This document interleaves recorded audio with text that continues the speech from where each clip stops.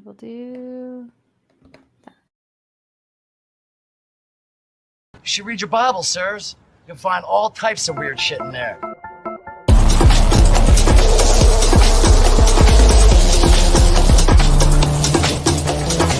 Hey, want to have a rousing discussion about truth, honor, patriotism?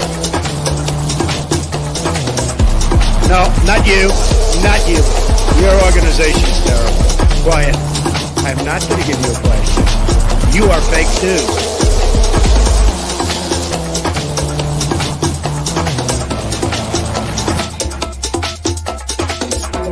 How about new, you crazy Dutch bastard?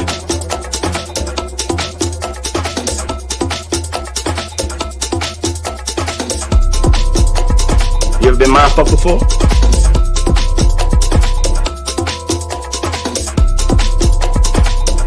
You are fake news. The media said what? Let's see what these deep state characters are up to.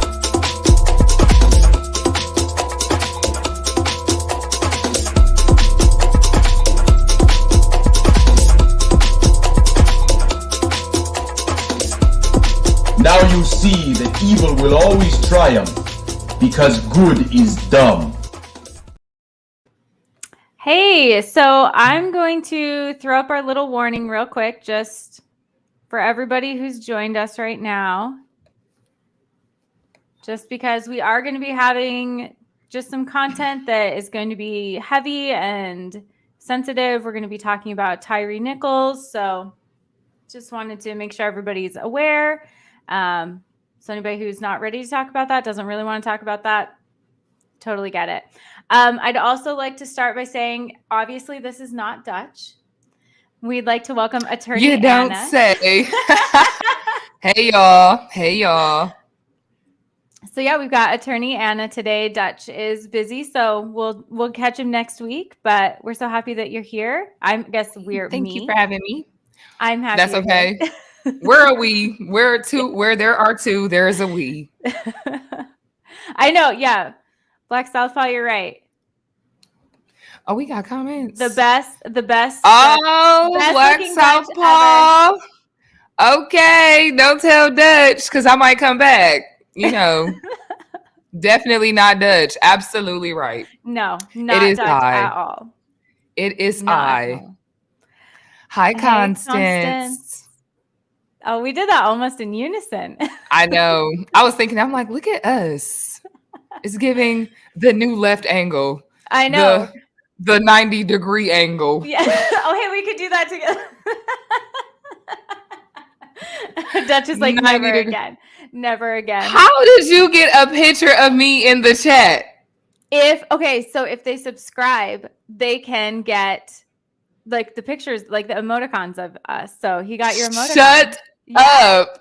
Not me having an emoticon, y'all. Let's get into it. I need to figure this out. I didn't know I had an emoticon. Let me do my emoticon. I had no idea.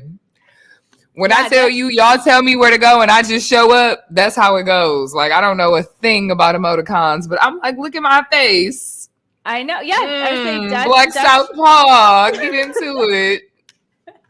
Yeah, Dutch dropped them like 2 weeks ago. I guess he probably didn't tell anybody, so. Look at Dutch in the chat. He like, yes, I did. Sorry, Dutch. That was probably part of the meeting that I didn't go to. Oh my. Okay, let's move on. I'm finna be in trouble. So I would say before we get into all the heavy stuff, how's your week been? How you doing?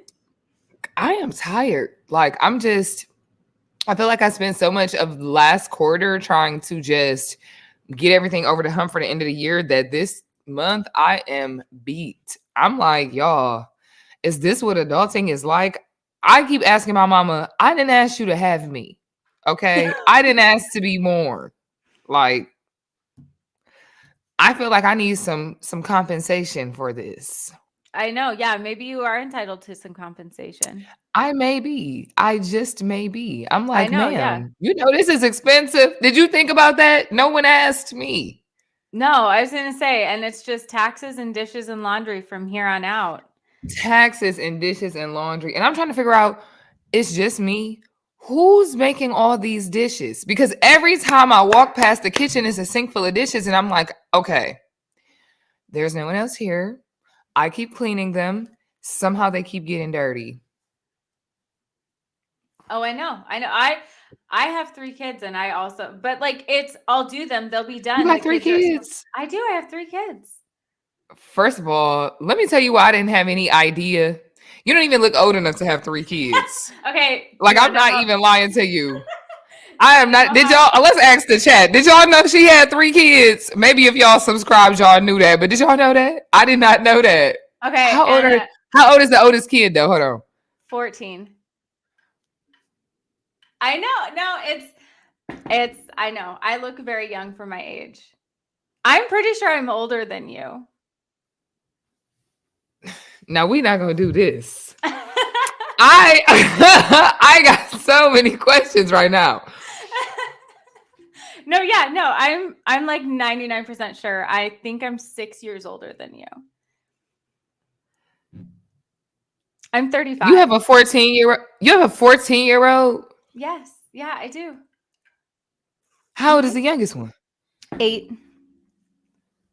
Girl. I know. I used to be Mormon. That's my excuse. And you so it's not even no. It's not even that. It's just you so I don't know because I've never met Lindsay in person, y'all, but you look so small. I imagine you as a small person. I am. Okay, you see me, I'm like, I imagine you as a small person. I am. You don't look old enough or large enough to have 3 children. You can, and that goes to show you. You can never judge a book by its cover. Because I'm not going to lie, I probably would have thought you was like 23. Oh, you're my absolute favorite. I know. No. No. I was like, yo, 3 kids. Like, husband, like, I can see that. It's like a good time for that. Yeah. 3 kids. I'm going to be honest. It's giving you the big sister. People think that I am my oldest, like, big sister. Or I can see that. One time at work, I was talking to somebody and they float to different units in the hospital, and we had kids the same age. And I was like, oh, hey, that's really cool. Like, asking him questions about like middle school and being the parent of a middle schooler. And she was like, oh my gosh, you got pregnant in high school too, huh? And I was like, no, but like, not judging your journey. Everybody does. I don't care. I don't like no shade, nothing. I do not care, but that was just not my experience. And she's that like, is so funny. Yeah, I was like, no, like, but what, like, it's cool, swear, I don't care. But also that is not, no, I was 21. So not a lot out of high school, but also not in high school. Actually, no, that was kind of, because you could have been graduated from college by then. Like, yeah. Dang, girl. So I hope to have genes like that. No one has ever mistaken me for a 21-year-old. Everyone looks like I'm a full able-bodied grown woman. Everyone's like, ma'am. You know, once you get called a ma'am, you're a certain age. They like, ma'am. The little kids be like, Miss such and such. Hold on. Because I'm Anna. Just relax. Calm down. Relax. You know, a 14-year-old girl. So you finna do the junior prom situation? Yes, I would say we're starting to do all of the things, and they're transgender, so we're doing different of the things. So it's okay. So that's different too. It's middle school, but like also very different. So that's been a whole journey. But it is like I feel like I was just in middle school, so like. They'll be talking about different things. And my middle child is also in 6th grade. So also middle school. So they'll be talking about like, well, this friend is fighting and this. And I'm like, yeah, like I remember that. That was awful. Middle school is just hard, but middle school weird. Was crazy. Were you a popular middle schooler? Absolutely not. No. I was not either. I was just like there. Like, I don't think I was a popular kid, but I wasn't like a lame. I felt like I was just like among, you know what I mean? Like, I just go here. Like, I don't have any beef, but I also am not actively popular either. Yes. I had like my 2 friends that I was really close to, and we just did stuff. And then I just like floated through. Like, I knew there were popular people. And I knew that there were people who were not popular, and I just kind of just floated along with my friends. I was cool with the in crowd, but when you say cool, like it's like certain groups of friends, and then we all kind of split up. In high school, I was more like I was an athlete, so I was cool with the cool people, but also again just kind of a floater. Yeah. But again, I'm stunned that you have, first of all, 3 kids and that one of them is even 14 years old. Like, because that is crazy. I would have never guessed. I'm not even going to lie. And that's why, see, that's how I know I'm not good at game shows, except Family Feud. I'm actively putting together my Family Feud team. Certain members of my family are not on it. I had to be, listen, do we want the car or do we want you to be on TV? Like, we have to be strategic. No, that's serious. That's because everybody thinks that they would be good at that, but there are like family members who are, you don't want the family member who, when they're asking like, what is your favorite, type of pasta? And they're like, and they say something that's stupid. The salad bar. No. Listen, I saw I saw one episode. I was like, oh, this is my family for sure. I saw one that it was the one Steve Harvey was hosting, and he was like, name something that's like pork. And people were saying like, oh, like pork rinds, like pork loins. Somebody said cupine. And Steve Harvey was like, what are you talking about? But he was saying porcupine. Oh. Right. And I was like, oh, that would definitely happen in my and then I'm gonna be cussing y'all out outside backstage. And so that's why I have to be very strategic about who's gonna get us on the show, because when I heard cupine, I was like, what? Steve Harvey's like, what are you talking about? He said like porcupine. I'm like, I know you didn't think that began with pork. I know, and don't think too hard. You're doing too much. You actually didn't do enough for me. You didn't do more critical thinking, because you came up with cupine. You're on a different level. You're on a different level. You're thinking about things I've never even thought of. So the fact that you broke that down, I need you to do a little more. Give us more. Somebody let you be on because they were too nice. That's the game where you're not nice. And that's what I'm saying. That's what I'm saying. So I'm just, not to take away from the show, because we've been doing this for like 15 minutes, but I'm just shocked, floored. Listen, y'all in the comments, did y'all know she had this? What? I'm gonna ride this for days, so this is great. Thank you. You are welcome. Like, you are next welcome. time I'm feeling a little down. Shocked. Next time I'm feeling down, I'll be like, oh my God, Anna thought I was 23. No, for real. I'm so serious. Like, and I can't unsee it, because I'm like a 14-year-old. No, like once somebody tells you they go to like parent-teacher conferences, it's like, okay, like you got on a nice sweater. I could see you at a parent-teacher conference. But like also, if you were just out and about, I would just as soon believe that you were a big sister. I'm like, y'all mama ain't supposed to be here. Yeah, no, we get that because they're the same height as me. I'm little. I'm 5'4", so I'm tiny. Oh, really? Yeah, I'm little. So they're the same height as I am. And so people are like, oh my gosh, you're sisters. And I'm like, no, I fully gave birth to this person. So I'm going to take credit for that. You know what? Because I think I would be mad at that too. Because I'm 6 feet tall. I don't know if you knew that. No. That's what I'm saying. I'm 6 feet. So when Dutch was like, you guys need to sit at the same height, it's like okay, well, so here's the context for this, y'all. So Dutch is gonna edit this live footage, whatever, so we can like post it to our socials, right? Follow us, Dig on America, Left Angle, all the things, right? All the sites. So to get a better edit, Jason Dutch, who's usually on Left Angle, who I'm replacing for today, says to Lindsay and I, oh, like, can you guys make yourself the same height? So what he meant was adjust the cameras so that you all are like even out. But what I did was just slouch down in the seat like an idiot. I was like, oh yeah, like, cause I'm tall. So I'm like, well, some of my short friends, like I just have to just, slouch down cause I'm a tall person. So, but yeah, like a lot of people don't know, I know Southpaw. It's just like, it's crazy. I'm an idiot. So, but I am very tall.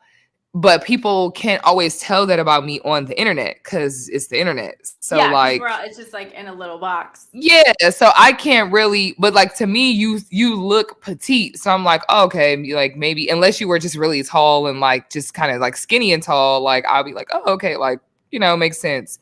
But for me, since I think of myself as a big person, I'm just like, oh, like everybody can tell. And then, so, okay, here's the comment. Black Southpaw, how often do men use the "can I climb the tree" line? All the time. All the time. All the time. And I just be like, are you a sloth? Like what animal are you that you're doing the tree thing? And then I hear it so much. I also hear, let me think, what are the tall girl lines? Can I climb the tree? We're gonna have NBA babies. What else? God. They really girl, yes. Men really say that.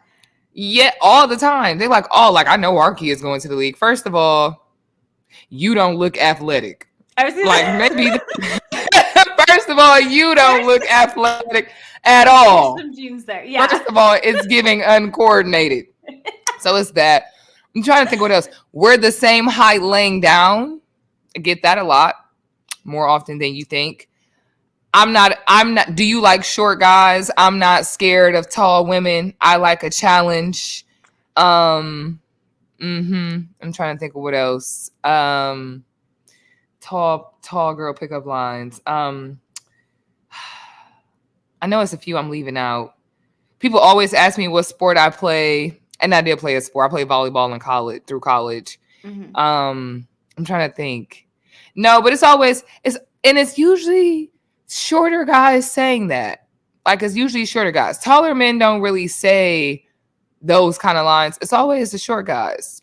Mm-hmm. Do they feel like they gotta like get that perfect intro line? Is that what they're going for, or is it just? I think there's an expectation. I think both. I think there's an expectation of rejection in some ways. Because somebody asked me if I talk to short guys, I'd be like, no. And then like now what do we do? Like now it's awkward. But I don't know. I think it could be shock factor. Sometimes it's genuine curiosity. Sometimes it's like, what is the craziest possible thing I can say? Because maybe she does, or at least she laughs. And if I can get her laughing, then maybe I can get, slide something else in. Yeah. Constance is 5'5". Killmonger, we are very nice people. You would say hello. I don't believe you. I'd say hi. I'd just be like awkward when people like recognize me. I'm like, oh, hi. Well, all your hundreds of thousands of TikTok followers. Well, I'm always like, do you like me or are you a Nazi and now I should run? That's always like, I'm trying to assess the situation because it could likely be either in Idaho. So that is crazy. So I'm always like judging from their face, like, are you happy to see me or now you mad? Have you ever run into a Nazi that was trying to hit on you or pretend like they was hitting on you, or somebody who was a Nazi and you just found out later? Not hit on me. I've had patients whose parents are Nazis. And so like they come in the room and they think we're going to have a great time. And we don't, because my favorite game to play is that I'm a brand new nurse and I don't know what I'm doing. And for the Nazis. And so I'll be like, do you think that looks bad? Like, do you think that's a problem? And because at some point they will have fired my coworkers who are people of color. And so like, I just want to make them feel bad. That is so funny. I like that way to use your privilege. I love that. I have no idea what I'm doing. I know, but I'll be like, it's my first week, but I'm so excited. And like, but then I'll just ask them like, does that look bad? Do you think that their like oxygen should be that low? They get real nervous, but they don't want to. I would be nervous. Yeah, but I mean, they deserve it because. Yeah, oxygen looks good to me.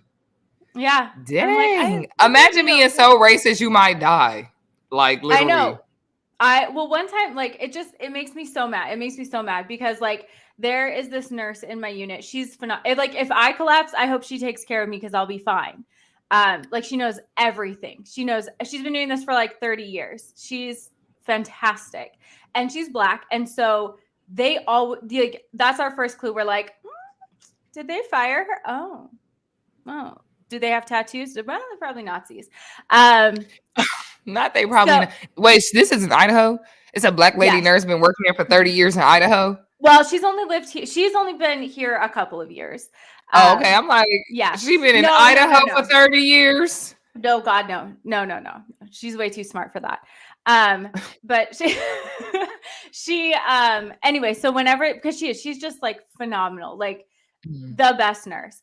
And so, but they all like, or like the manager will come and be like, well, this family, like, we're going to put you there because the family has indicated they only want white nurses, which I'm always like, can y'all do that? Like, I remember having in law school, having a case like that, but I can't remember how that turned out. Like, is that an ethical thing? Can they ask for that? And does that request have to be granted?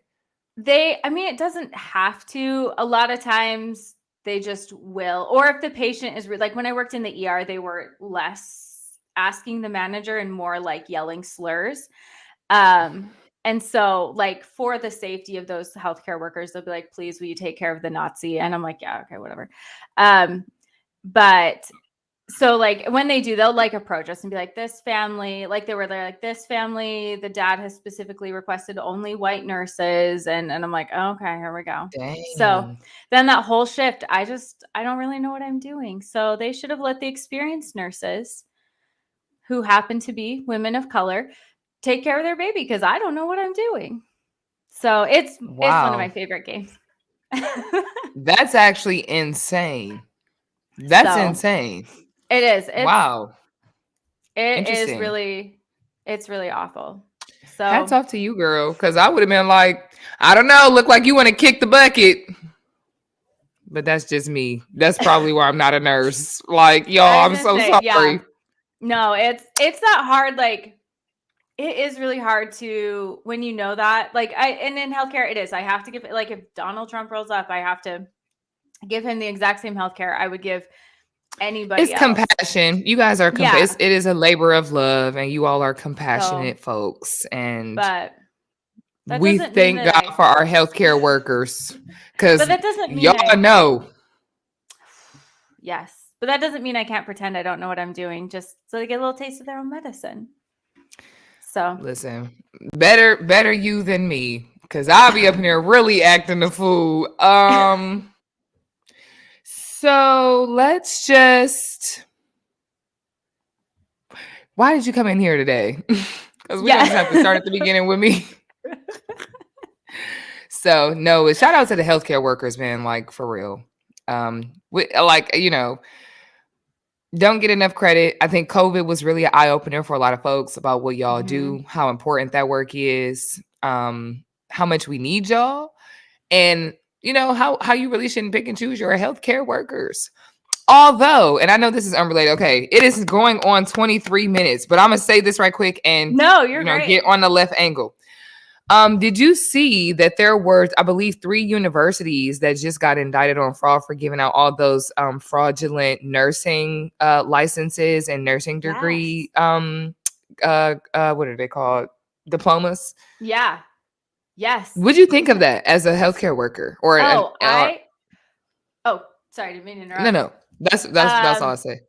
It was horrifying because, like, it already, after coming out of the pandemic, like, it went from like, oh, healthcare heroes, to like, you're trying to murder our family. Like, we hate, nurses were the mean girls in high school. Like, it is like, oh, there's so much there is so much nurse hate right now. It is like, go on Reddit for 5 minutes and everyone's like, I hate every nurse, and like, they're all the mean girls and I hate them, and like, the mean girls. I know. The people who want to save people's life as a job. I know. I'm like, it's like customer service, but with people's health. So like, no, if I like, imagine everybody's not feeling great and you're taking care of their healthcare, and it's like customer service. Like, no, all the mean girls like went into real estate. So they did. I'm weak. I am so weak. So But it's like, so there's all this kind of like hate, and then and just and with COVID, there were so many anti-vax nurses. So it's just like all these different like issues with viewing our profession as a profession. And then to have it come out that fully maybe 10,000 nurses just got these fake diplomas and then were able to like buy their way into taking the NCLEX and becoming nurses like that. And like, where are they? They could like, we have That's what I was thinking. like, That's what I was thinking. We have travelers in our hospital right now from Florida. So I'm like, hey, I don't mean to be a bitch, but did you actually go to nursing school? I just have questions. Like, are they going to pull the transcripts for everybody? Like, or I like, think, how is that? How are we gonna? I'm saying we, like I'm a part of it. Yeah. How are y'all gonna figure out who these fraudulent folks are?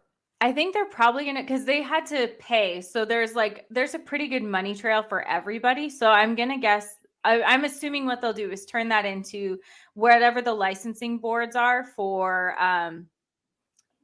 all of these people. Like, hey, did you pay? Turn that into the nursing board, and then they'll probably lose their nursing license. But the issue is Florida is also a compact state. So there are like 37 or 38 states where if you get licensed there, that license transfers to all states. And so they've been doing this for years. So you could be anywhere. They could be practicing all over the country for years. And nobody knew. Nobody caught them. Yeah, they could be anywhere. Like non-compact states, I'm trying to think. I don't think. And that's going to open the hospitals up to so much liability. Yeah. Like depending on whose family, who happened with who. Because if something happened with my family, I'm like, I'm suing this hospital. Y'all had this fraudulent nurse up in here and you didn't even know. Oh, exactly. And it's not y'all's fault. Like, yeah, oh my but God. I would say how many, like, just being a nurse, there are so many factors that can lead to like med errors or patient issues, or like there's just that human factor. And so add that, like, you've had no training. They didn't go to school. They don't know what any of the medications are. They don't know how. So they literally just walked in off the street type of deal and was like, yo, here's the money. I'm a nurse. Yeah. And then they would prep, because we have a test called the NCLEX to prep. And that's actually how they caught them. Is for universities, like a big factor to be able to continue having a nursing program is you have to have a certain number of your graduates pass the NCLEX. If not, it's like, what are you doing? You guys aren't effectively teaching nursing. That's how the bar is. Yeah. And so that's how they caught them. Is I think it was on average, most programs, it's something like 85%. It's quite high because we spent all that time. Because you prepare the people for the career. Mm-hmm. Yeah. And you prep for the test. So I think they found like those schools were only having like 50 to 60% pass, which is still horrifying. But because you can get, like, once you have your diploma, you can pay for all this prep. I'm sure it's like the bar, like you can pay for all these programs, practice questions, and like going through the scenarios and stuff. And so once you have the diploma, that's fine. Like that's all they need to see. You send that to the NCLEX board and you can buy these programs to practice testing for a couple months, pass the NCLEX, boom, you're a nurse. And so once that happens and you're in a compact state, you can go be a nurse anywhere, doing anything, getting hired anywhere, but you don't have any of the training. You don't know any of the medications, procedures, safety protocols. You don't know how, what to look for. Like a big part of nursing is like, that doesn't seem like you see the patients more than the doctors, more than the other providers. You're keeping an eye out. You're assessing for changes or things that might be wrong, or, if you're doing like the day-to-day functional care. Yeah. And so if you have no idea what a low blood pressure means, you aren't going to call a provider. You aren't going to, say, maybe we should hold this medication. Maybe we should do all these things that would relate to what is going on with the patient. So if they're not able to do that, how many patients potentially died or got very sick or septic or were given incorrect medications or incorrect doses, or like the ripple effects from this could be astronomical, to be honest. And that's what's so scary is how many patients, how many were NICU nurses or L&D nurses, or like all of these things where, a lot of them became LPNs, and a lot of times LPNs work in nursing homes. How many elderly people died or received subpar care because they had not real nurses? So I was stressed out by that. I'm like, they've infiltrated y'all's legitimate systems, and there's probably not a way to like y'all probably gonna get a lot of people, but it's a lot of people that won't get caught. Yeah. Like, and they will have just gotten away with it. And yeah. And my question is, if you really want to be a healthcare provider that bad, like, I'm sure it's about the money, but like, are you really about to do this on somebody else's life? Like, I mean, I think if you're doing this on someone's life, I think if you're the kind of, I know this is going to be a huge generalization, but if you're the kind of person who is fine with lying about being a nurse and all of the thing and all of the prep that goes into that, if you're fine with lying about that, I don't think you actually care about the patients. Like, you don't. I don't think that's a. You saw that salary for you. You saw that salary in the Indeed post. You was like, looks like a job for me. Yeah. They paying hazard pay and COVID. Yeah, exactly. Yeah. I'll go get a travel. And that's one of the concerns too, is a lot of these nurses potentially went and lied about their credentials. Because if you're already lying about your degree, why not lie about having been a nurse for a year and go work in a COVID unit? I just want to know, how did you fake your way around? Because did you ever see Catch Me If You Can, where he was just like doing all them fake jobs and having no idea what he was doing? How did you, okay, I see how you lied your way in, but how did you lie your way to keep your job? Like, because I would have been looking at the little blood pressure thing like, no. Yeah, how does that What do we do with the pump? Okay, this is going to be scary. I know this is going to be scary for people because it's scary for me. So sorry to like scare people. Scare us. Okay, sorry. I'm very sorry, everyone. Not all of our travelers have been created equally. And so like since this happened, I'm thinking back, I've had travelers where they were like, can you explain what a Billy light is? And that is like, a NICU nurse should know that. That's not even like hard. That's like first day stuff. And I was like, I don't know what you mean. Like, what do you mean you don't know what a Billy light is? And they're like, this one's different than anything I've ever seen. What does it mean? What does the order mean? And I'm like, this is weird, but okay. Or like questions about the IV pump. Or they were like, does this seem like really basic stuff? Where I was like, how do you not know that? And I was just like, well, it's just travelers. They like don't give two shits. So they're just here for the paycheck. But now I'm like, were you from Florida? Like, did you lie and say you were from Colorado, but you're really from Florida? And you have, because there have been travelers where I was like, what? Or like I get on shift and they're like, no, the IV is good. It's been flushing all night. And I went over and it's like completely infiltrated, little Popeye, like babies get little like Popeye arms. And I'm like, what are you talking about? That IV is the worst looking thing I've ever seen. And now I'm like, oh my God, all the Florida nurses came to Idaho. Like, so either if they aren't the Florida nurses, though, then I'm more scared because I'm like, where is this? And you don't know what's happening. And that's why I'm just like, Lord, start the rapture, wrap it up. It's time to go. It is time to end it. It is time to go. I know now. So I came home after I heard the news and I was talking to my husband and I was just like, I think they came here. And like, they all came to my unit and I was stupid and just thought maybe they actually didn't know what a Billy light was. You're like, maybe. So what is a Billy light though? Like, just in case I want to lie. It's so babies will get really high bilirubin levels because their body can't really break down bilirubin. It's in our red blood cells. They have immature livers. So it's just those blue like blankets that you'll see, or you can do an overhead light. Like some people will be like, oh yeah, my baby is on the Billy blanket. It's just, but like, it's like then people are like, how does it work? You just plug it in. What do you mean? How does it work? Like that's all I gotta do is plug it in. Husband, see, you didn't know she was old enough to have a husband, did you? See that? You see, I knew it. I was not the only one. He said, Killmonger said husband. I didn't know she had a husband. Yes, she also got 3 kids. 3 kids. But you didn't know that. I know. I've been married for 15 years, so, and I'm not 23. She is not 23 years old. I don't know how old y'all thought she was, but for the new people, look at him. Killmonger is heartbroken. I'm sorry, Killmonger. I know. She has a full husband of 15 years. 15 years. He good with the kids. Well, what a blessing. Thank you, Killmonger. Thank you. Oh, that is crazy, girl. It is a lot going on. And the root of all problems in America are Florida.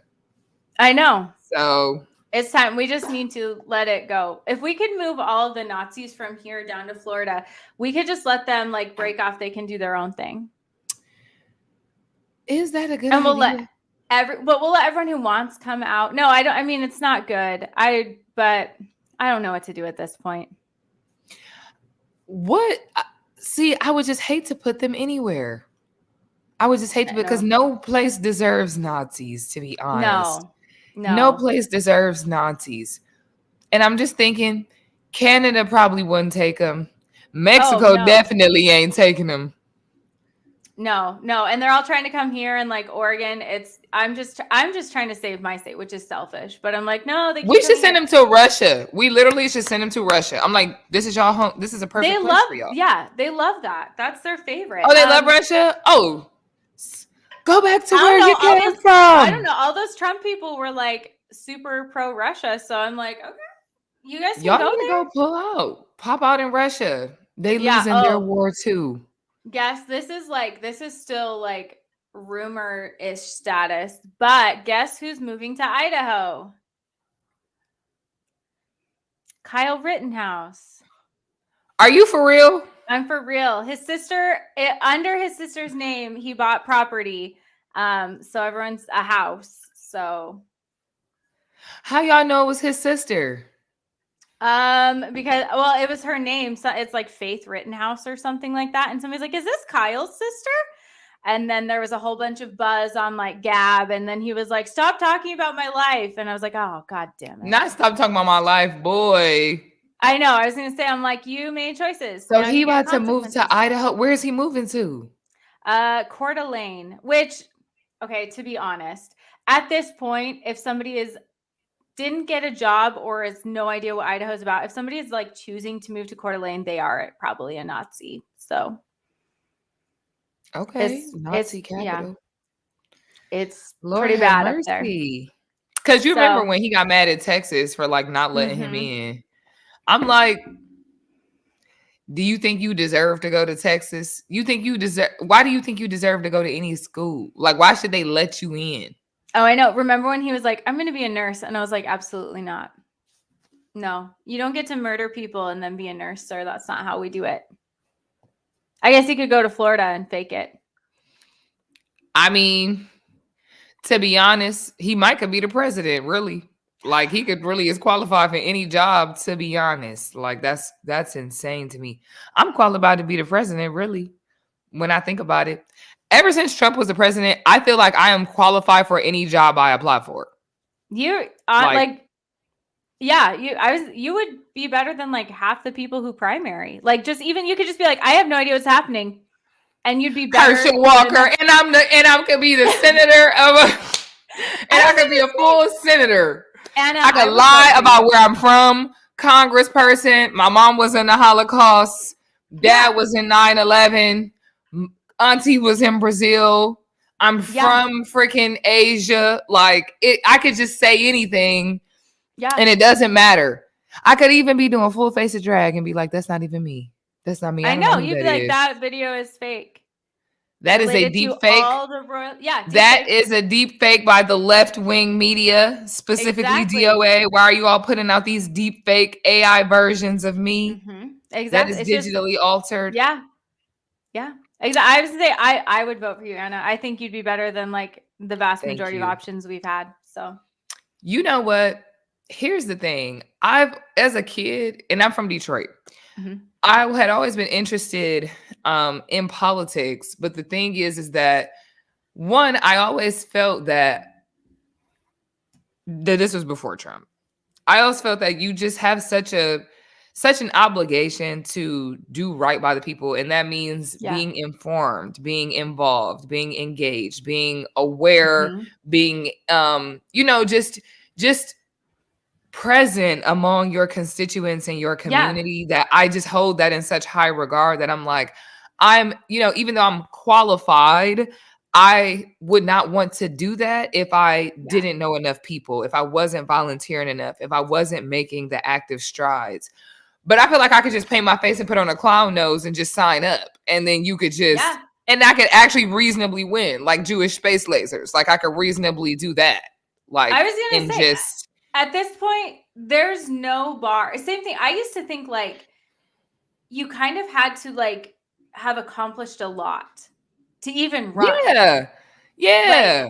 Like I was like, you have to be like, so like you said, so on your game, you have to have like perfected who you are and your craft, whether it was like law or being a professor or like whatever, you needed to be like just top of your game. And I'm like, no, it's literally like who can say the most outrageous thing or just like have the most money. Just literally just get the most money. That's all that matters. Or like literally Instagram followers, Twitter followers. Like, you know what I'm saying? So it's just like the fact that anybody can do this is what makes it all the more. It's sad because in some ways, like I feel obligated to use my voice to speak up for things because I am doing things in my field and making strides in my field. But at the same time, I'm like, am I really the best person speaking for y'all? Because I don't want to be the person who y'all be like, we didn't ask her to say that. Like, you know what I mean? And not everybody mad at me. So like, because I know how I feel with some of these representatives. I'm just like, who's choosing y'all? Who told you to run? Who in your family specifically encouraged you? Because I just want to have a conversation.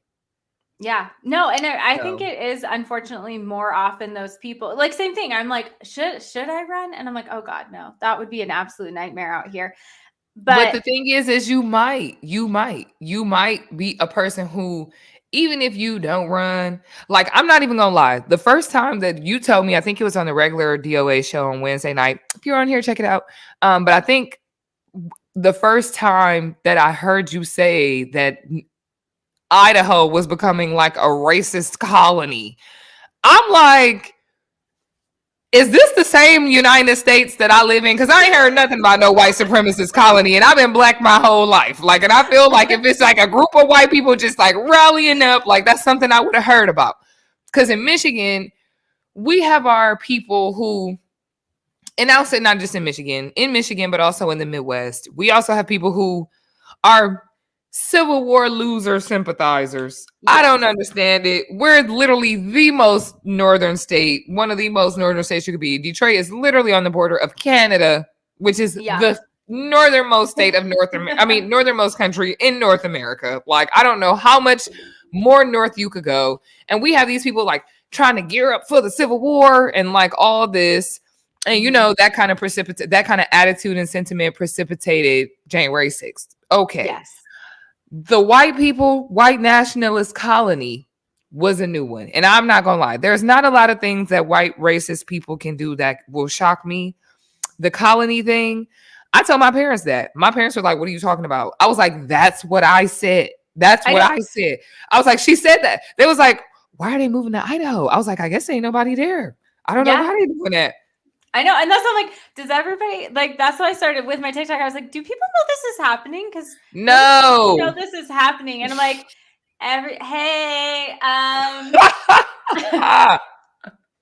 if we could do something about this, that would be fantastic. So yeah, because it is like no, like I'm like, I still will like make a TikTok. I'm like, hey, I've been talking about this for like 2 years, but the redoubt, does anybody know? And everyone's like, what are you talking about? And I'm like, oh no, like. Okay. Girl, I am not even gonna lie to you. I was so nervous about that because like as a black person of color, like a lot of times part of your survival is understanding white people because you have to. Not necessarily because you want to be up in everybody's business, but necessarily like, what are you finna do so I can know how to comport myself? Like, I just want to make sure that I'm not in the way of any white nationalist activities, that when a group of Charlottesville parade people come through my town, like trying to scare people and everything, or, you know, whatever violent activity, I'm just not there when y'all there. I have and I just feel like a state that is preparing to host white nationalism in large, I feel like I would have heard about that. I'm like, it at least would have been on the news. Yeah. I've never until speaking with you, I had never heard anything like that. And to be honest, I was just like, how much other stuff? And I feel like I'm a person who's kind of generally aware. I mean, I don't consume every piece of news, but like, I try to be engaged with media. And I'm like, absolutely. You're very informed. this one got under the nose. This one got under my nose. And this is a pretty big one because Idaho's a full state. Yes. I know. And that's why I'm always like, you guys. Because people are like, so what? Like, Idaho, nobody cares. And I'm like, okay, but we fully have 2 senators. So, like, I'm sorry you guys have to care. And that's the next part. Yeah. That's the next part. Because I'm like, this, and anyway. So we have a topic. We'll just redirect. We sure do. Yeah. So, yeah. It took us 45 minutes to get here. It's fine. I don't Only think Dutch is in the 45 comments. minutes. I don't think Dutch is in the comments anymore. Plus, we're like having fun and this topic's real heavy. So, yes. we're going to talk because we talk about current events, what's happening. So, Tyre Nichols, we're going to talk about that, talk about what's going on. They released the footage today. And we're just going to talk about what's going on with that. And yeah. So to kind of just give some, so just sorry to interrupt. Lindsay. No, oh my gosh, you're great. Just to kind of get some context for people who might not be in the know. And the reason that I say this is because in the media, too regularly, very often, and unfortunately, there's always news of some kind of unarmed Black person, man or woman, being attacked, a lot of times unprovoked by law enforcement.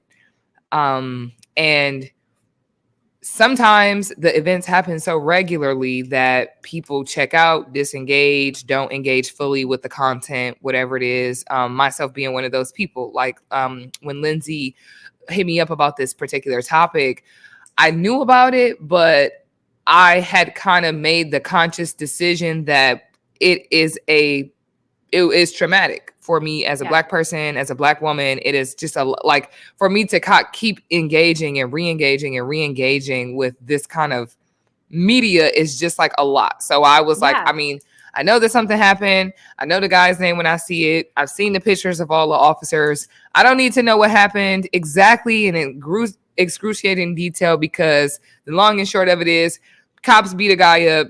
He died. It was the cop's fault. Like, that's kind of the long and short of it. So to kind of, like I was saying, to kind of just go over what happened in Memphis, there was a routine traffic stop. Cops pulled a guy out of the car, the guy being Tyre Nichols. They have body camera footage and other external footage of the police kind of just jumping him. Like, they have his hands behind his back. They're punching him in the face. They're kicking him while he's on the ground. They're, just beating him up, pepper spraying him, like just everything. It's really disgusting, humiliating. It is dehumanizing is really the word. And the police officers were somewhat immediately kind of taken in for that. And they were charged. If I'm not mistaken, Lindsay, you can correct me if I'm wrong. They were all bonded out. So my understanding is that they're out of jail. And Mr. Nichols did not die immediately. He was transported to the hospital. And then he died. He was complaining of shortness of breath. And then he died a little bit later from the lawyer, Benjamin Crump, had explained that they had hired their own, forensic analyst to kind of learn what happened. But turns out that I believe that he has some internal bleeding that kind of led to his death. And the internal bleeding was a result of his injuries from being beat up by the police. So like Lindsay mentioned, the footage was released today by the Memphis Police Department, and Lindsay and I had talked about it, but we decided that we weren't going to air that footage on this stream. But to let you guys know where it is on the Memphis Police Department website. They have videos from all types of different angles. So if you in fact want to see that, you can, but if not, we're not going to post it. But yeah, so that's kind of where we are. because the footage was released today, expectedly there are a lot of protests, some peaceful and some otherwise, going on across America. Obviously in Memphis, I seen one in Atlanta. And I know there's going to be some in other places, and people just kind of want justice and are frustrated with the fact that this seems to keep happening. And this is where we start. Yeah. And I was even thinking, I was looking up Rodney King. That was 1991. I thought, was it 91 or 92? It was, I can't remember. I was going to Google it real quick. But I was like, okay, I was little. And so it's been more than 30 years. And from my perspective, it doesn't feel like I was obviously little then. That wasn't impactful. I was like 3. But it doesn't feel like things have changed. Like seeing it doesn't mean it's changed. Like the results aren't different. There's not an increase in justice. It hasn't stopped police from acting how they acted then.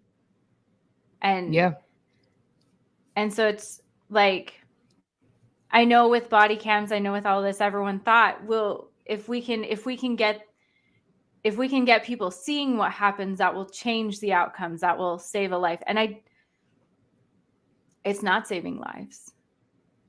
It's funny that you say that. I was just thinking that the police, there was so much resistance from the police to the idea of body cameras, because if this had not been captured on video, we would have not had any evidence outside of the fact that he had had bruises and shortness of breath, and then he died. Like, we would not have known that. The level of egregiousness of the videos, and I only watched the video because I knew we were going to do this. Yeah, someone's Killmonger saying what some of the stuff that was being said in the video. He did say he was on the ground. He was in saying that to say that he was complying with the officer's commands. They were asking him to get on the ground. This man was around the corner from his house and calling out for his mother. Okay, he is a parent. He is a parent of children. Yeah. He was calling out for his mother. The officer did say, "I'm gonna beat the fuck out of you." The officer did say that. Mm-hmm. The officers also said, like, I'm gonna fucking spray you, and then pepper sprayed him as he was being held down. Like, there was no active threat. No. So it was just very difficult. And for me, and I guess in my legal mind, and you don't even necessarily have to be a lawyer for this, but in my legal mind, the police union is so strong that, they have the idea of qualified immunity, whereas basically if you're doing certain, and now I don't think they have qualified immunity in this situation because we have camera footage to show that they were not, there's no question that they were just acting outside of whatever would be reasonable scope of police work. But it is just so incredibly difficult to convict an officer of anything unless they do something on camera, like we just saw with the Tyre Nichols situation. Like, it is just so difficult to do that. And this happens all the time. And then people don't trust police. And remember when everyone was saying, "Oh, defund the police, defund the police, defund the police," and people were mad at that and saying it was sloganism and this and this and that. And it's just like, but we are paying with our tax dollars for this type of treatment of our citizens. Like, we're paying for this. Like, when we go to school and work hard and get those taxes taken out of our check, we are funding this. And what was interesting to me is the ages of the officers. I don't know if you saw, but there wasn't one officer that was over 40 years old. All of them were under like 35. Young. They were very young. All of them were like 35. I think the youngest one might have been like 25 or something like that, 24, something like that. They weren't very old.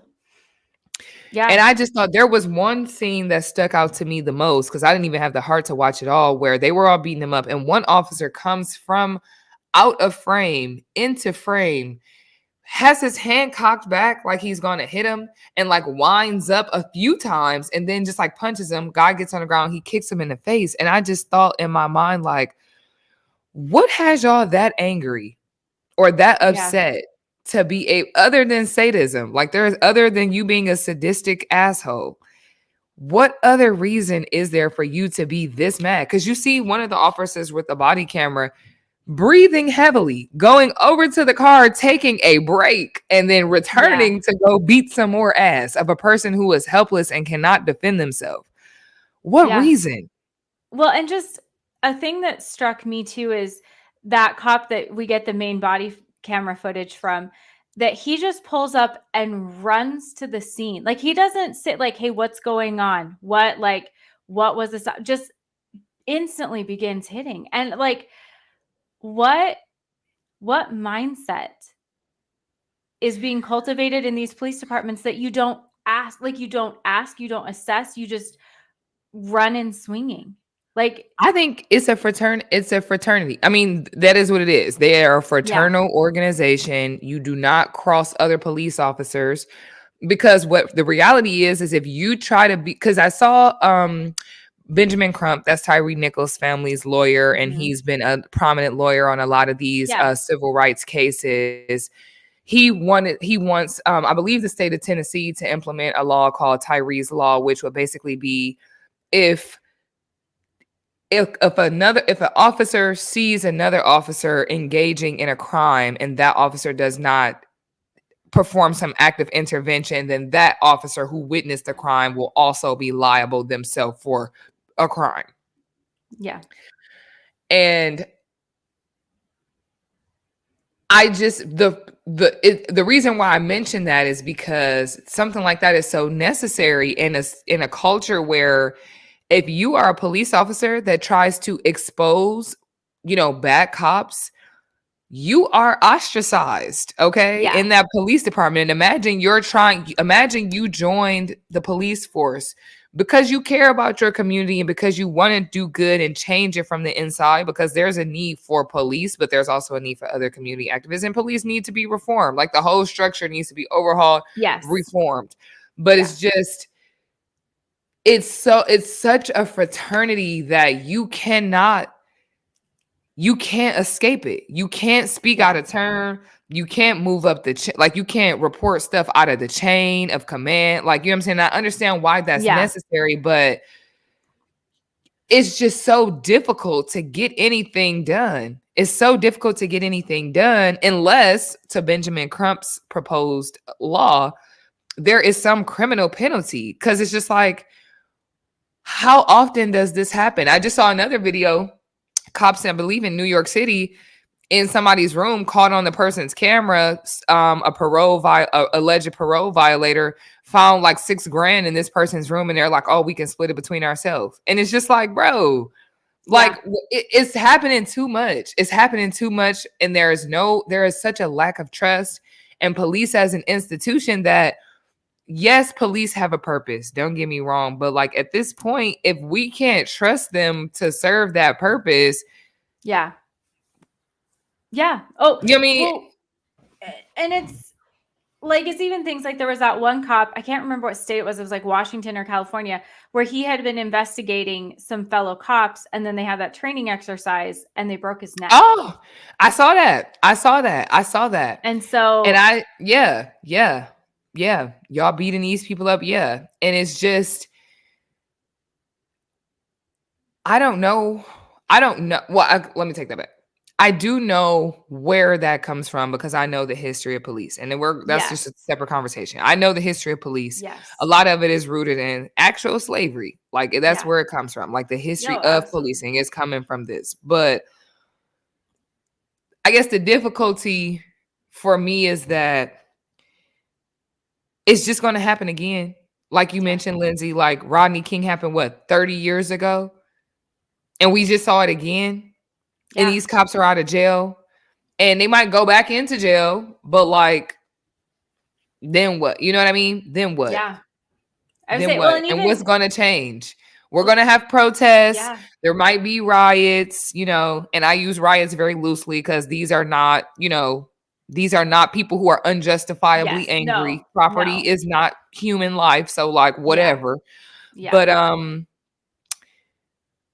It's just incredibly frustrating. It's incredibly frustrating because what do we do? Like we have these, and it's just hard because we have these conversations every time. Yeah. We had this conversation with George Floyd. There was international protest. They're all you killing me. Your foot is on my neck. I can't breathe. Blah blah blah blah blah. And not to just oversimplify it like that, but like we do this every single time we get on these podcasts. We talk about it. We say what we're going to do. We say what needs to be changed. We say all these things and then nothing. And then nothing. And then another video comes out with a body camera and everybody, the police chiefs talk about how sorry they are. The families talk about how hurt they are. The people go to jail, maybe. And we move on. Yeah. And we move on. No, and that's so it's just hard. Yeah. No, and that's why I had brought up that topic to you, because I don't want us to not talk about things that are relevant, but it is just so hard. I was naive, and when George Floyd happened, I was like, the world is catching fire. Something's going to change. Like I really thought it was going to change, which was stupid of me to think that, but I really was. I was like, okay, people who I'd never heard even voice any concern about policing were like, oh, well, that, maybe that was an issue. Maybe, as if that one was different than any of the others.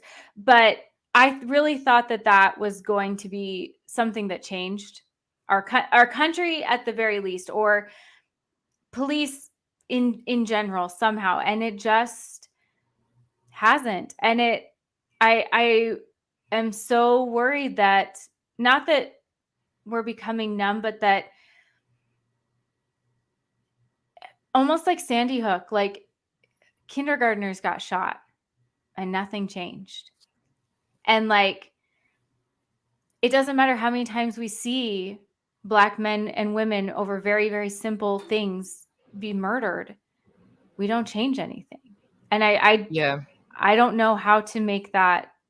I don't know what to do anymore either. Or does talking about it help, or does talking about it do nothing but hurt more? I don't know anymore. Yeah. I would like to acknowledge a comment. Space Plum says, this chat sucks. Hold on. This chat sucks. No interaction, no acknowledgement of the comments. Time to unfollow and move on. Well, Space Plum, I would just like to say that we are trying in real time to unpack and digest what are very traumatic incidences and which are very personal to both of us. And we're trying to talk about this topic in a way that is nuanced and not triggering and not further traumatizing others. And we're trying to be respectful of other people's perceived thoughts, because this is not a casual conversation. These are real people with real lives, and this stuff really matters. So if we cannot get to every single comment as quickly as you would like, I'm so sorry. And we can now address those comments now that we have fully been able to get a lot of our thoughts out. But I think Lindsay and I are kind of doing the best that we can. So I say that to say that I appreciate you for coming on and at least listening for the time that you have been on. But we cannot in real time talk about how we feel about these things in a way that is meaningful and makes sense, while at the same time entertaining comments about the things that we're saying until we've actually said them. So I would just like to hope that the rest of you don't think this chat sucks, because we cannot walk and chew gum at the same time. But now that we've passed that, we can go into some of the comments. So Flow State says, I thought Eric Garner was way worse than George Floyd, but that didn't get a fraction of the attention. And that's a good point, because one thing that I thought about as Lindsay was talking was, I think the difference is that George Floyd happened during COVID when everyone was at home. So that meant that there was a captive audience. The difference between Eric Garner was it happened. People went to work. People talked about it. People wore the I Can Breathe t-shirts. And, it was going on in basketball, and it was going on in all the sports. And I remember LeBron was a prominent figure that, and a lot of the other NBA players, were wearing the t-shirts, and there were the protests and things like that.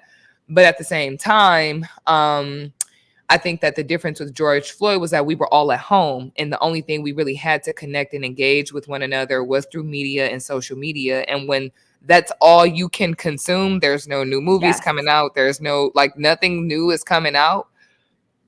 I think that that was the biggest difference and why it was able to permeate certain spheres so quickly, where Eric Garner's situation was not able to necessarily permeate the world that quickly. I think we didn't have anything else to do, to be honest. And that was like a really traumatic incident at a time where everyone, or a lot of people, were at home, and it was already a time of extreme sadness. Like, it was a lot, there were a lot of people dying, a lot of people had lost their jobs. And I think that situation, plus the body cam footage, plus just the people that he was connected to. And then, unfortunately, that mattered. Like, he was I guess like a friend of what's that guy's name? Steven Jackson, the basketball player, the NBA player who he looked like. And that is a prominent person who was able to bring light and attention to that situation. Unlike Eric Garner, who, you know, celebrities in general talked about it, but it's one thing for people to talk about it, and there's another thing for a celebrity to be able to advocate on your behalf, I think. I agree. So I would say, I think I didn't want to diminish any other experience or any other incident. I agree with that. And I think there was a saturation where it felt like that was everything and everywhere, and everyone was talking about it, and it felt like it was COVID, so nobody's doing anything, but there were still protests. There were still, like, people were still, even with the fear of COVID, gathering. And I was like, okay, this is okay. It feels like people are uniting on this. It feels like this could be the spark that brings us to the moment where we can change something. And then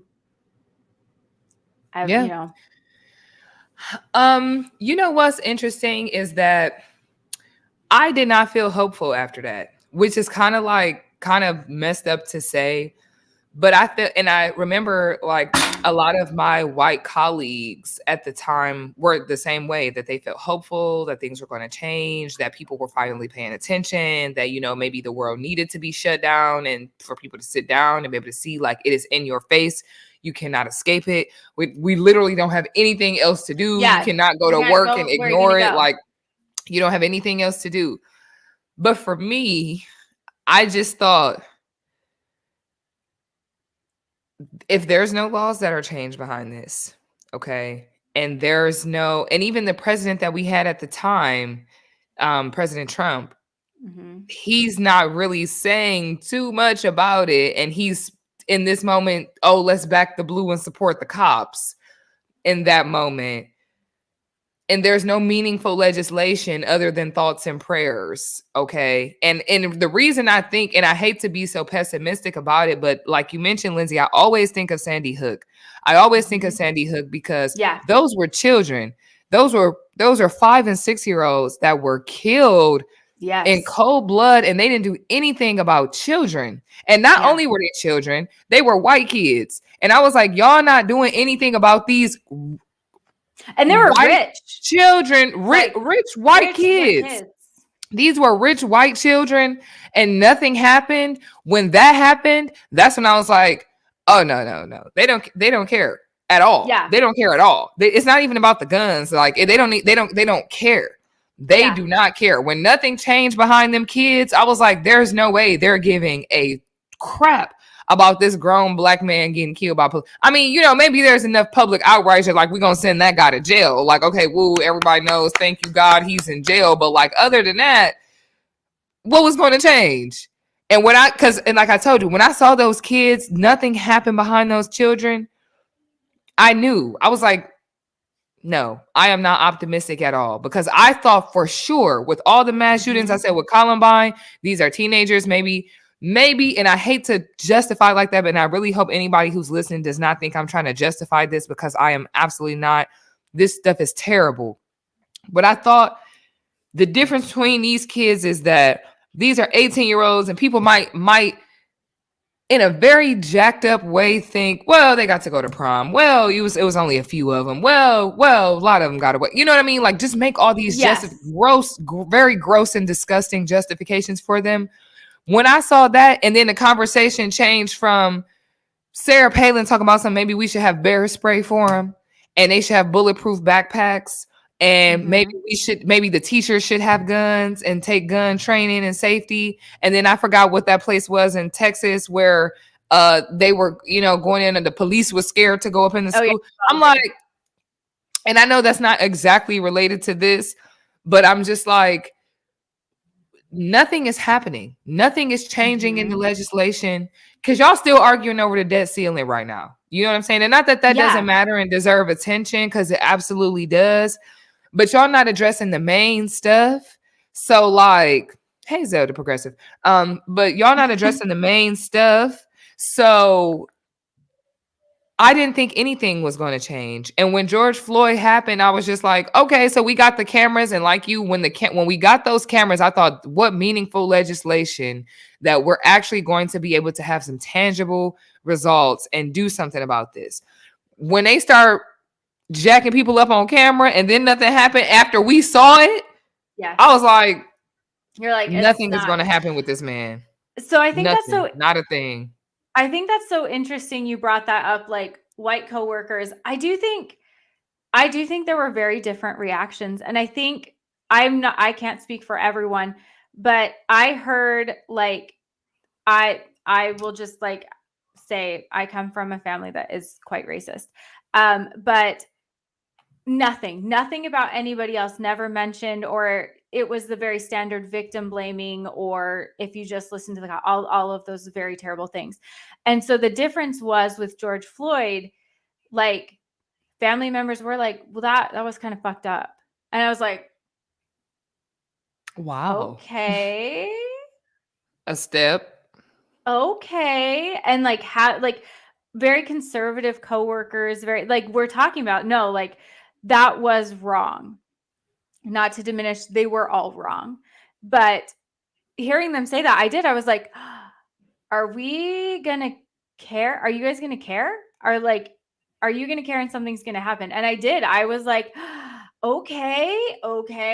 Like my relatives who have never cared before or said truly horrific things, even about children like Trayvon Martin, like they are talking about this and they are acknowledging it's wrong and something needs to happen. And so I was like, okay. And it was very naive and stupid because like you said, there was no legislation, there was no plan, even conversations about what police departments are spending their money on and do they need tanks and do they need, that was all shut down so quickly. And so it was, I think that was just such an interesting but naive moment where I was like, oh yeah, no, this is gonna be good.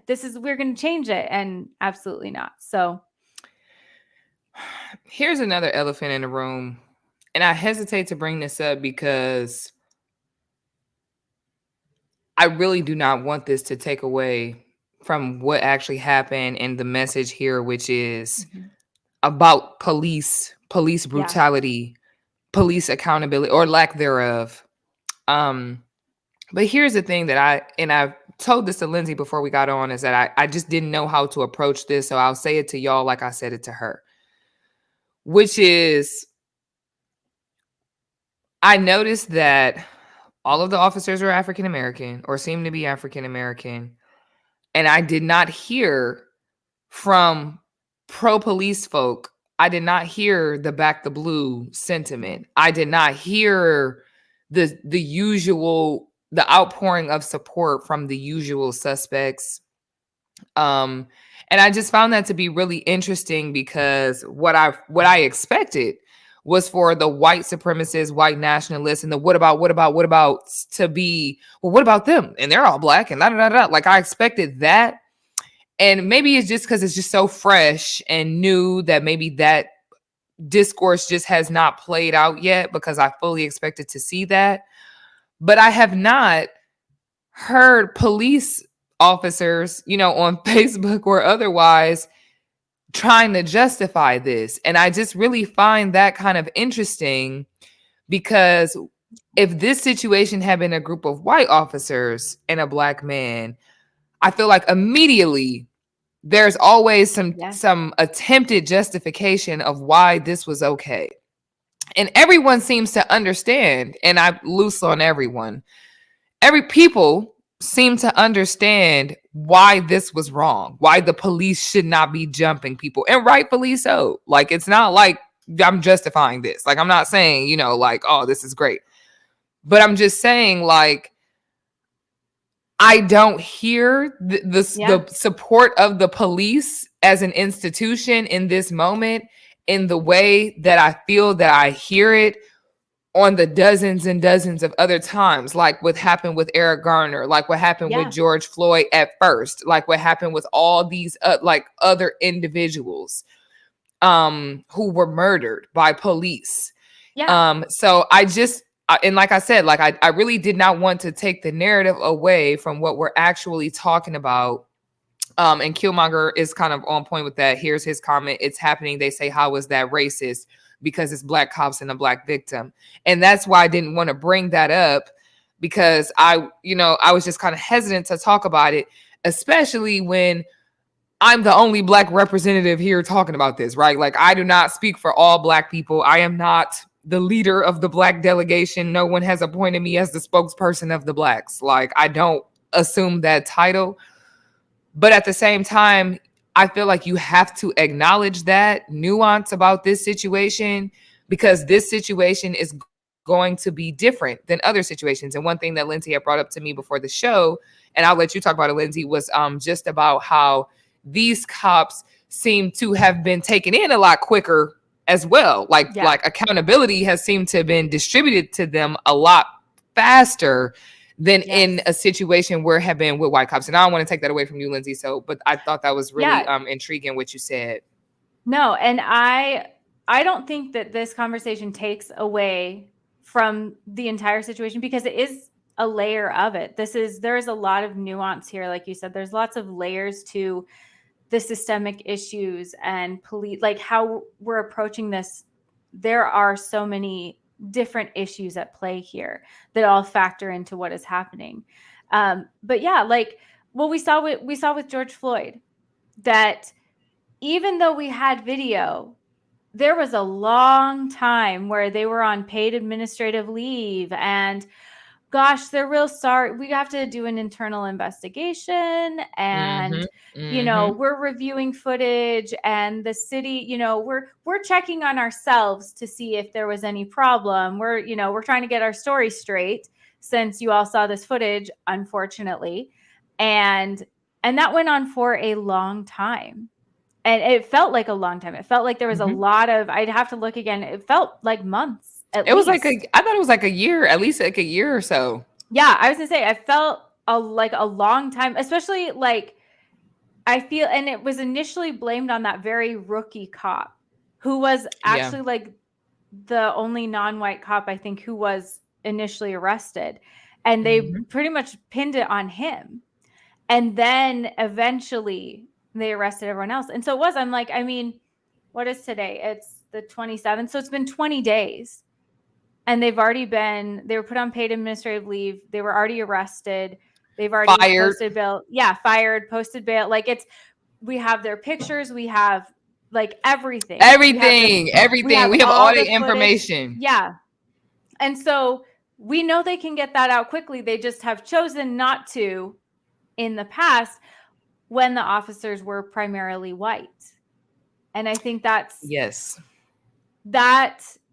is also another layer of this, not to take away from the family, from the victim, from everything, but that is a factor at play here, that they were really, really quick to bring consequences to these cops' doors, not to justify them. There should absolutely be consequences, but they have not been quite so quick to bring consequences. And it's like, so y'all can do this in a timely fashion. Y'all can do this in a timely fashion. We've just actively chosen not to, because at this point, we now know that it is an active decision that you all chose not to do this in the past.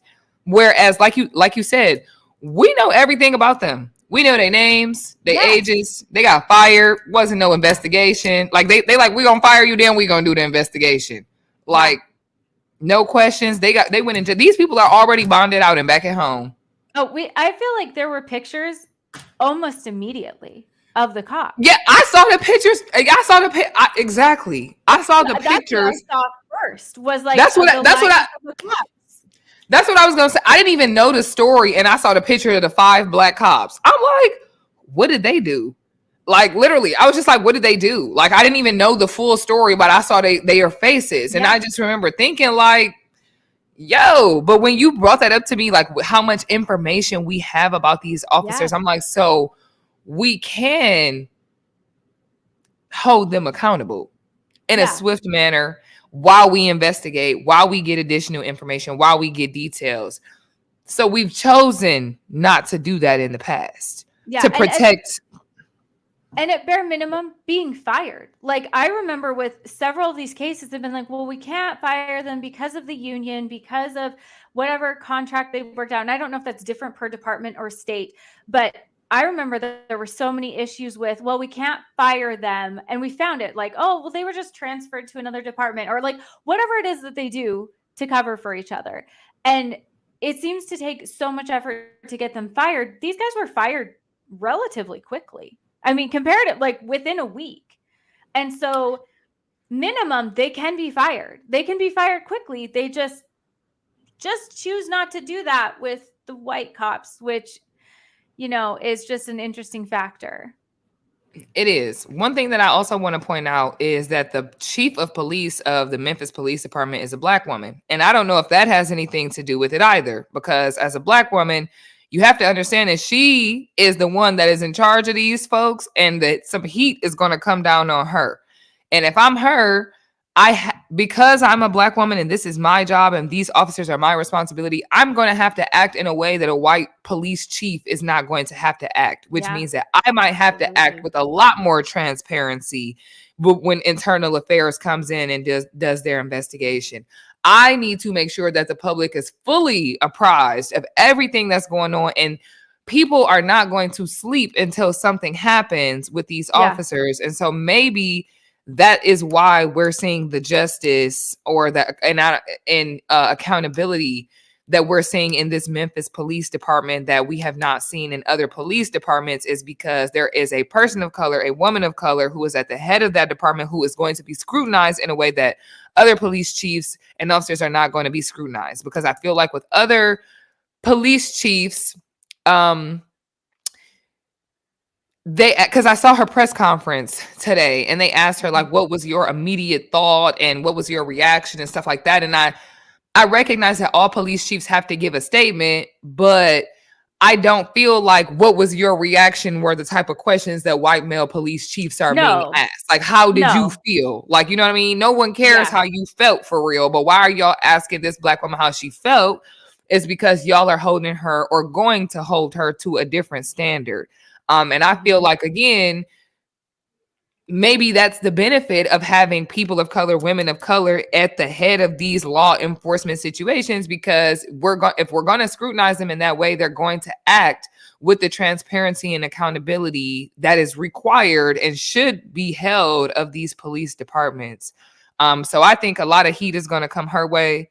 Because at the end of the day, you're the person that's hiring these people. You know what I mean? Like, you make the final decision. Like, you're the one who is over this stuff. You're the one who's trying to make sure. Because if they're doing this, can't be the way that they acted. This is not their first time doing that. No, this might have been the first person that died, but this is not their first time doing that. No, because there was no hesitancy. So this they weren't thinking about it. They weren't worried about it. They're even thinking about contemplating charging the sheriff's deputies who showed up. There were 2 sheriff's deputies that showed up after the fact that I guess, I don't know exactly what they did. It doesn't sound like they were charged with the 5 officers, but I think it was that they didn't intervene. And they came on the scene. There's in the footage, I don't know if it's somebody's house camera or what, but you see them come and they just stand there and just watch. And like, I don't understand that either. I do in the sense that they're going to defend each other. So if you jump in, I mean, you're going to have consequences too, probably. But like, I don't know how, and I know I'm 100% just stating the obvious here, but like, how fucked up is the entire system if you come onto that situation and your first thought is not, oh my God, we have to help this person, or what are you doing? It's, is this going to come back on me? I'll just turn around. Because they do, like, one of them just turns around and is scanning, like, to see if anybody's watching. Like, I know that is so much just stating the obvious, but that we are in this place, I don't know that it can be reformed. Like, from what it was started as to what it is now, like, that's not something training can fix. Like, no, that's not sensitivity training will not fix this. It's not even sensitive. It's like, it's the culture. Like, y'all have, it's such, and I keep going back to this word fraternity. It is such an organization. It is a gang. Okay. Yeah. It is a gang. It is a state-sponsored gang. It is a gang that is allowed to act with the authority and under the state and color of, it is allowed to operate under the color of the state. And we pay for it. That's the worst part. We pay for it literally with our tax dollars and with our lives. And if you have the misfortune of running a stop sign, of not turning your blinker on, of not having your seatbelt on, of generally looking suspicious, you could die. Quite literally. And I'm not being facetious when I say that. I am not being sarcastic, and I'm not exaggerating. You could quite literally die as Sandra Bland. Okay. Because that's a similar situation. Yeah. Because they try to make it seem like she was suicidal. She had driven to Texas from Illinois for a job interview, and she ended up dead. You think she wanted to kill herself? She was on her way to a new job, Yeah. So is that. So, I guess just for me, and just my final thoughts on it is just like, I don't know. I don't feel optimistic. I don't feel optimistic that we're going to get a law passed, let alone get rid of the police. I don't know. And I don't know how egregious something has to be for the systems to start to get overhauled. And I just don't know. And to be honest, I don't expect to see it in my lifetime, as unfortunate as that is. And if it does happen, great. And I will be rooting for that and championing that all the way. But in the meantime, I think that how police operate, maybe there needs to be federal standards, because as it stands, we don't have federal police. No. I don't know if people know about that, but like, we don't have federal police. Every police department operates state to state, because there's no federal standard in policing. So maybe that's something that we need, and there's pros and cons to that. But the way that we have with states kind of doing their own thing, and there being different protocols and different unions and all this, like, it doesn't work. Why do the police, and maybe this is a dumb question, but if the police are acting like this, do we need a police union? Like, what is the point of the police union? Yeah. Oh, I agree. And something I always come back to, because I am a nurse, is like, nursing is a violent job. Like, I've been hit, like, patients hit you. And we are trained how to de-escalate. And so it's considered our job. Like, if I go into a patient's room and something's going on and they hit me, my manager will come say, like, what could you have done better? How could you have de-escalated that situation better? And from when I worked in the ER, there were really tense, dangerous situations when nurses, unarmed nurses, we have no weapons at work. We are just in our scrubs, and we were able to subdue and de-escalate the situation with people who were very dangerous. And that's the expectation, is that even in situations where we are in harm's way, we will de-escalate. And the standard is that we are taking care of patients, and we will de-escalate the situation. And so I don't understand why are nurses held to that standard and cops are not. And they talk all day long about, well, we're scared for our lives. I've had knives pulled on me at work. I've had people threaten to do terrible things to me at work. And it's still my responsibility to de-escalate the situation and to maintain patient safety and care. And so it can be done because it happens in hospitals around the country every single day. And yet we have this gang, this collective that is funded by our tax dollars, like you said, who has weapons of war and tanks and are allowed to treat people. They're allowed to murder people. They are legally allowed to murder people with very few consequences. And so why do we have this double standard? Like, why do we allow this to continue? And this is, again, I'm stating the obvious. It's because a lot of people in this country take a calculated risk of saying it's not going to affect me because I'm white. I was just going to say that it's a political issue. It is a political issue. And when you are white, which half the country is, you can take that position because you don't expect for it to happen to you. When it does, when it happens to white, rich first graders, okay, when they run up in the classroom with these guns,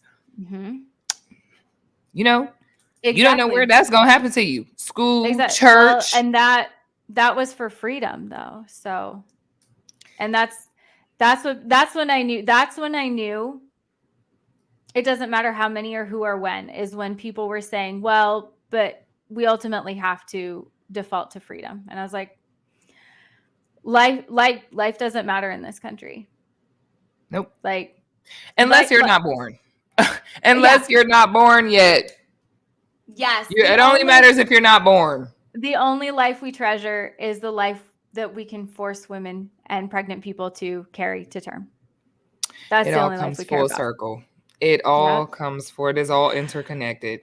We started off so fun, and then that was the most depressing ending. No, it was a lot. And the three of y'all, thanks for rocking out with us. Yeah, thank you so much. Killmonger. Yeah, and this is great comment, great point. How many cases of people being killed by medical staff do we hear? It can be de-escalated. I don't hear that many. They choose. And y'all doing it without weapons. That's the crazy part. Like, it's just, y'all don't even got guns, knives, nothing.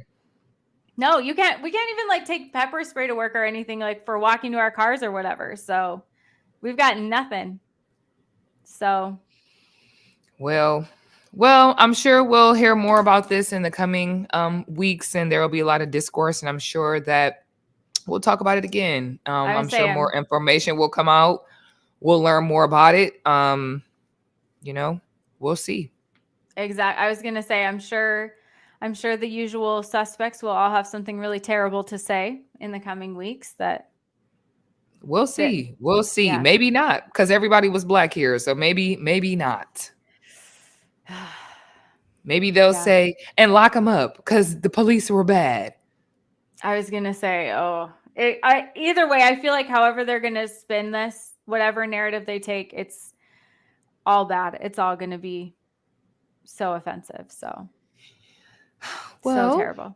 But thanks for having me on the left angle. It was my first time. Although the next time it had to be fun. I would say next time we're gonna hopefully live in a better world where the topic can just be fun, or just about like how Idaho is just like absolutely the worst. So I would love to talk about Idaho. I have so many questions. So many. We can do maybe on our next ladies' night, we can have like the Idaho segment where I let you guys all know about how absolutely fucked up it is here. And so you guys can all feel a little better about where you live and what's going on. I would love that. I would love a little pep talk, make me feel better about paying all this rent for the East Coast. Yeah. Because I'd be like, at least I'm not living in a white nationalist colony, because it could be worse. It could. Yeah. I was going to say, it's every day. I'm what like, can you do? I wish I'd made better choices in a previous life so I wasn't here. I'm weak. Oh yeah, okay, All right, Killmonger. girl. So I do a little ASMR at the end. So I will do a little bit. 'cause Okay, Killmonger let's asked, see it. I don't have my good stuff. I didn't grab anything. Okay. I don't really know what ASMR is, really. We just making noise. It's like the little like tapping or Is mine a thing? yeah, kind of yeah.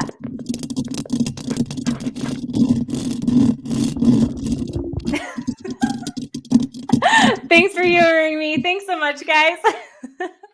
Bye. Bye.